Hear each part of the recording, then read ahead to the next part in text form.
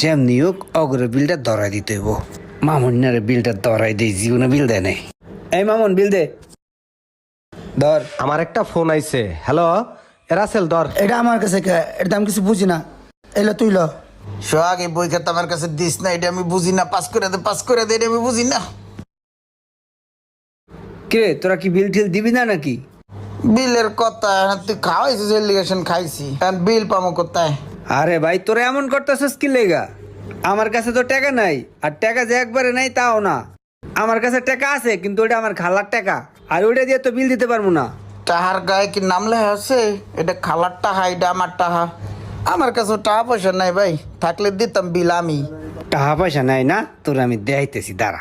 বন্ধু তুই না আমার কাছে টাকা পাবি 8,000। ধর, এখানে 8,000 টাকা আছে, 7,000 টাকা বিল দিস, আর 1,000 টাকা তুই লয়ে বাসায় যাইস।